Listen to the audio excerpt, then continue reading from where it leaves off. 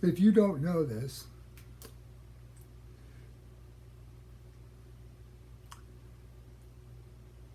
oh, there was something I wanted to point. Oh well, I can't find it now.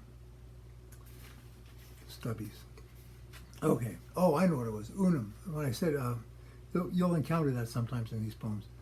There's I don't know what you call it, the slogan of the United States is "E pluribus unum," out of many one, and the implicit motto of this book is what? Out of one, many. So the unum fix becomes an issue. Now we got a good one here. This, for those of you who don't know, is the death photograph of the mad trapper of Rat River, a great Canadian myth that has, I think, kind of disappeared from collective consciousness, unfortunately. The mad trapper of Rat River was this guy. They killed him. They never found out his name, actually. He lived by himself in some way up north, and the RCMP came one day for some reason to check him out, and he killed him. And then this pursuit followed of him leading the RCMP on this merry chase through the northern Canada, where he just kept disappearing and they couldn't find him. Eventually, using helicopters and dogs, they tracked him down and killed him. But they never found out his name. The mad trapper. So in that sense, it's perfect for a metaphor for Canada, right? The whole question of identity.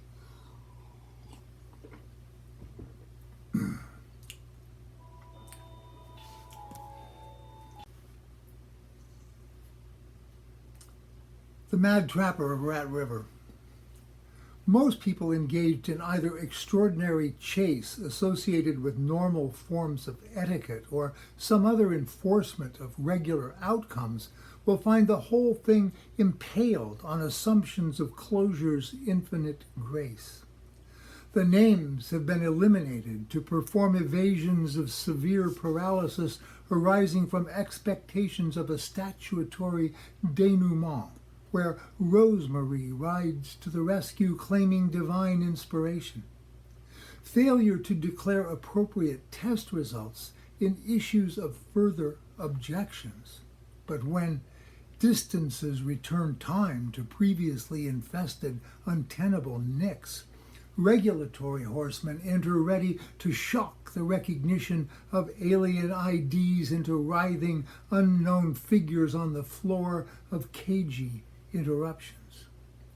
Never knowing his name is a state associated with actual disorientation, which often resembles visual deregulation as it emerges in landscapes notable for white. Tracks lead into deep instances accumulated drifting, and then just as quickly are gone, trailing nothing in the most emphatic of gestures.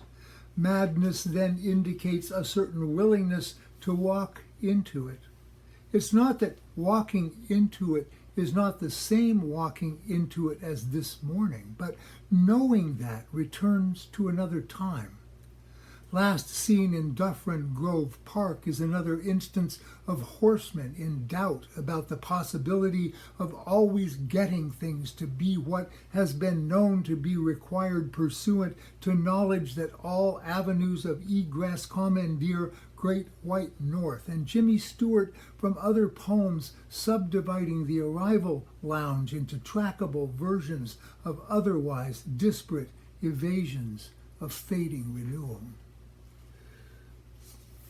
There's reference in that poem to an event that took place back then, 2012, where a Polish guy who couldn't speak English was coming here to see his mother and got disoriented in the airport and extremely anxious. And the RCMP came and attacked him and killed him with tasers,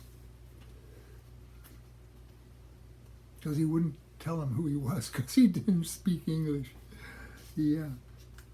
Okay, now we're getting into very rarefied territory. Some of you may recognize this.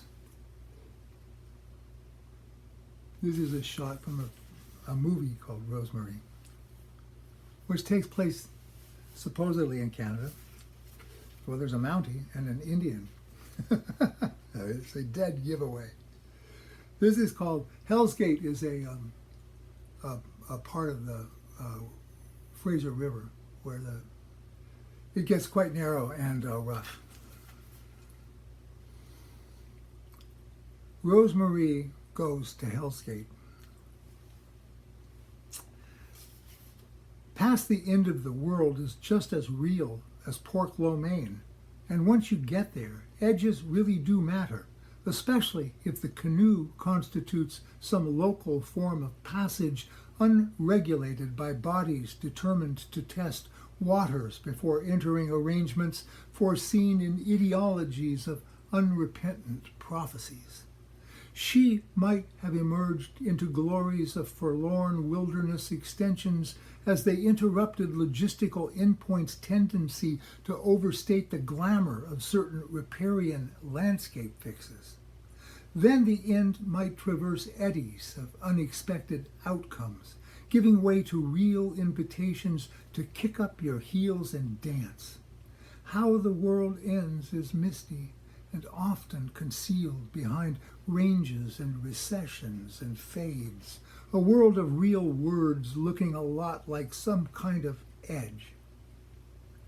The river is a long way down, not like Louise pretending to be the territories north of the opera, replete with well-paid Aboriginal inducements to invest in fantasies of choreographed primitive incursions assuring drumbeat reversion possibilities as a potential payout function designed to counterbalance oversized New York karmic inheritance renders average space-time configurations into small potatoes.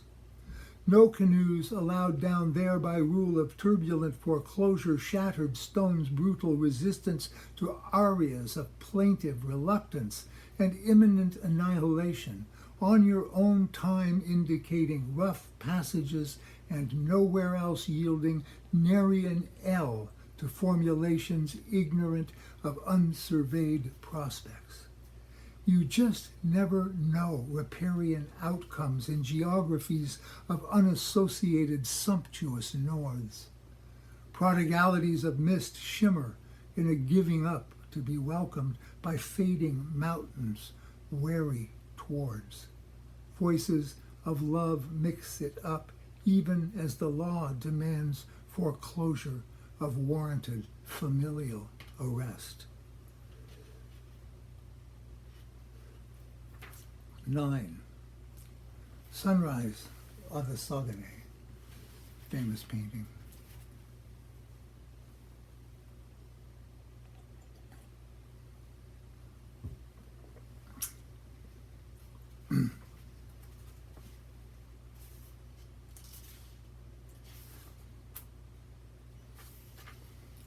Key images of art growth veer past Walden's dawn-drunk gibberish, where light reels through provocations of its infinite loss, ignorant of particular slit outcomes in the sheer act of lighting.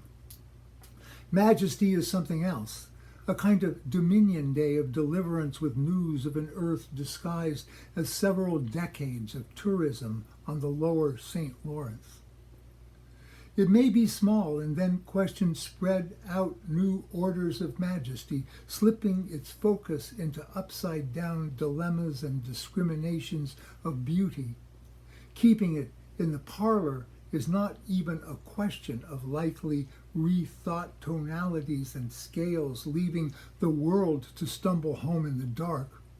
A fresh earth dreams it, and the dream lingers clinging shadows in the morning about its tenuous awakening.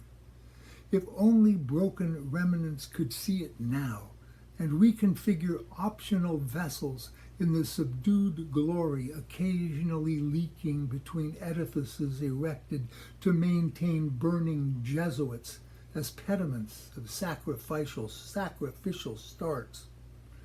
Stopping, of course, is out of the question's nebulous suggestion of telic destiny's sneaky insinuations and sudden terminations. But why would anyone want it to end? Stealing 10 grand from your mom's purse to perch above Armageddon's Aristotelian ejaculations? There's always a smoke waiting somewhere, and maybe even another tussle, so that any terminal tristesse fixation is surely collapsed into bastions of British North America's perennial proclamation of majestic imperial evaporation leading back to ordinary aftermaths, worlds of common remains in which tourists go home to find Wednesday night prayer meetings delirious transport past fixed destinations into trajections through unrepeatable glimpses of mist-wreathed prospects receding into the very depth they introduce as yields of fourfold accomplishments deepening dimensional spread across madness of appearing its beauty.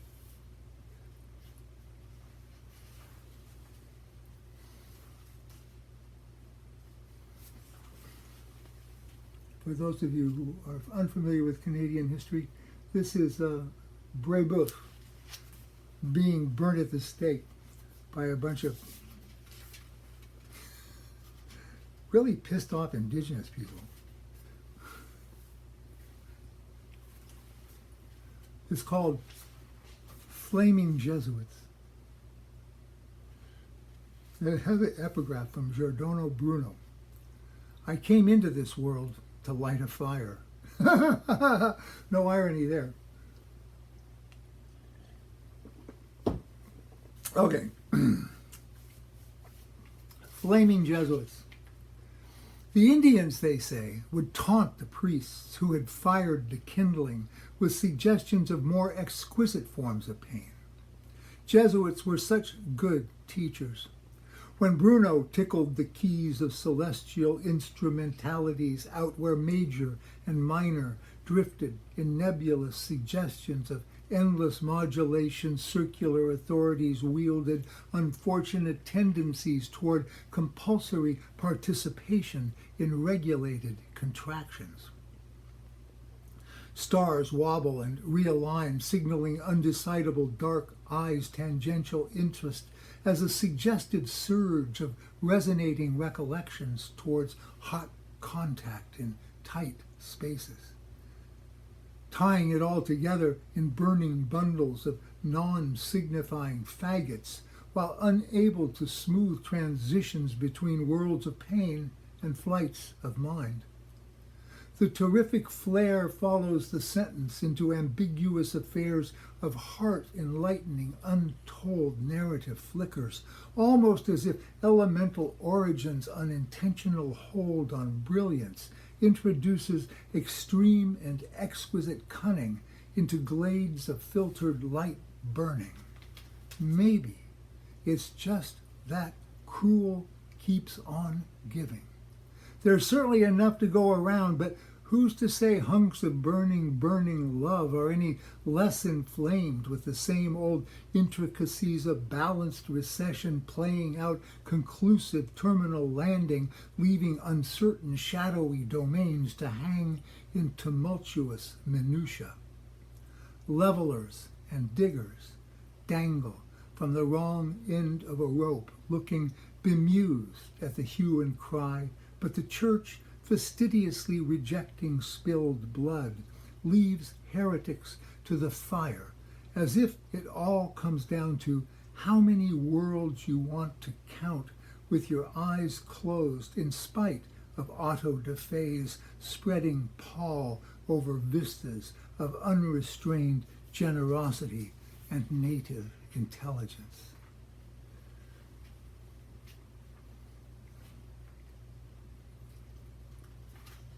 A Michael Snow poem, Walking Woman. For those of you who don't know, Michael Snow was a local Toronto poet, artist, movie filmmaker, who iconic walking woman sculptures and other art manifestations are found all over Toronto and Canada. You can't get much farther from snow-bound retreats into mountains, moose, and mounties than where walking into endless walking leads you. Walking while standing still is another trick associated with irresponsible identity violations. This indicates a new range of mountains, walking away from the world, making a figure, displacing her into a limited number of elements. It doesn't take much to measure the difference a step makes, almost call it a pedestrian commensuration, ordinarily determined unsuspecting increments of invariable abstraction. One or many is never a question she entertains, though she might buy the drink when it hits bottom. Her bottom indicates Canadian in the light of posterior art. From behind resembles a rod, but lateral realities remain operative in shifting extensions. Each example is a moment of intense exacerbation disguised as original motion. The origin no longer stands for tea time among rhododendrons. Bastions of decorum are also walking, but not like Hecatean Angelos phantoms searching among moony ruins of royal watering holes for improvisatory clamor unfolding in harsh light of midnight oil. Origin would then not recognize the burden hoisted on it by anxious attempts to cease phantasmagorical garden extensions beyond once upon a time into beauty's over and over and over walks by, but not the same over, nor is it ever over unless it's over the sidewalk on Bay Street. If that is considered original, the mountain shifts left or right, and then are able to be found further along in the woods than we had walked before flakes of sunlight off the lake danced in a dense green weave surrounding them with a kind of laughter.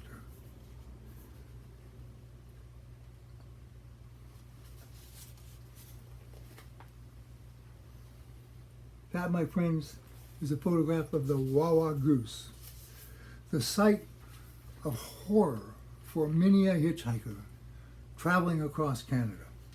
To get dropped off at the Wawa goose was a curse, a real curse. People were known to stagger into Wawa with blood streaming down their face from black fly bites after having stood by the Wawa goose with their hand out for a few hours. This is called Wyndham Lewis Goes to Wawa. Wyndham Lewis actually lived in Canada during the war for a while. Wyndham Lewis Goes to Wawa. Rumors precede encounters with doom-saturated messages scrawled across giant goose pediments. Lifetime sentences of waiting, black flies, snow. One guy nearly bled to death from the flies, and hypothermia was regularly reported. Vortices do that.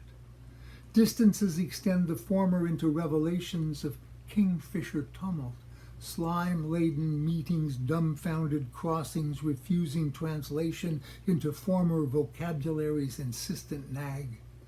Two syllables never before encountered are a vortex of no mean feat, crying mysterious tears in the twilight of uncommon sentence generation, almost as if unfamiliar distances necessarily spawned illustrious despoiling of virginal forests in narratives with too many ambiguous proddings. Legends circulate through exact ecstasies in a time of long roads evading syntactical contractions, sad lucidity, spreading wings of concrete ascension, heaven being another destination yielded dimension of deliberate earth delivered to wayward travelers in northern mists. Once outside Winnipeg, the seams of night came undone, releasing secretly held fire in cascades of relentless revelations of nothing more than night. Recalling wah-wah indicates asyntactic spasms persisting in song lapses of continuous temporal malfunction.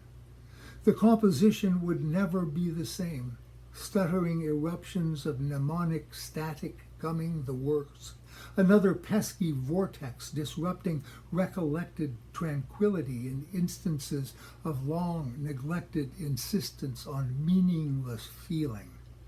Meanwhile, the goose continues to rise majestically through flurries of words, mute but determined to reach cruising altitude to the sound of distant saxophones.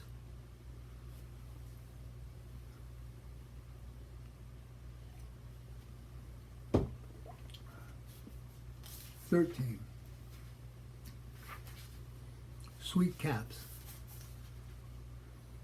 Sweet Caprals were a cigarette brand when I came here. I think they're gone now, long gone. But they had actually like a sweet taste on the paper at the mouth. And they were extremely popular during the war.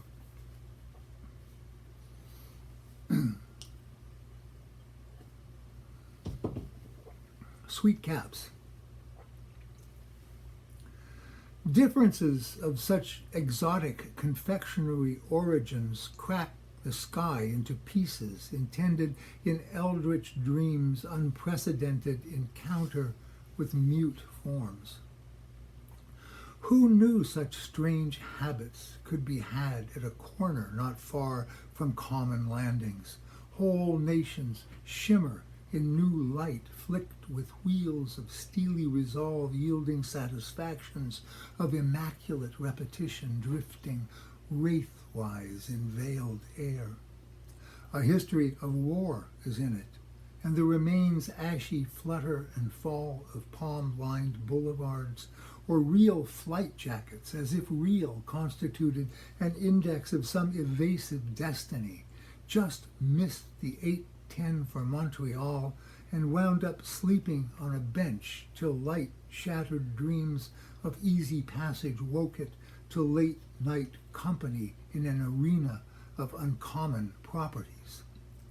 Satisfaction can't get no ironic resolution to smarten up and yield the point, hence constant recaps of same wraith-like comparisons leading to satisfaction's elusive denouement, conjugated intenses of drifting temporal vagaries.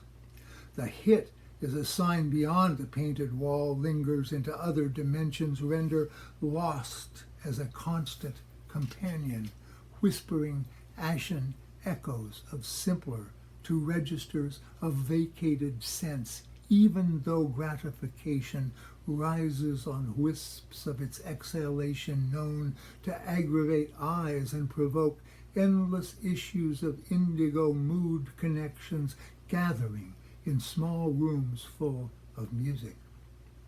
As a segue to dream space, it can't be beat, due largely to haze of indefinite emissions, swirling instigation of immaterial realities. Reality here stands intrusive but alert.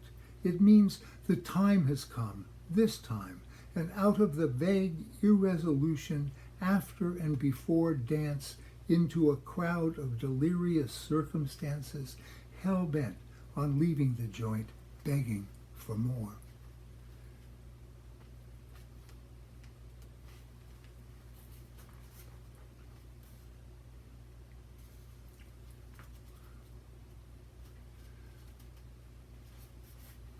I think I'm going to stop there, and I'll put this up, and then I'll come back later and do the remaining poems. Okay. Great Canadian poems for the aged.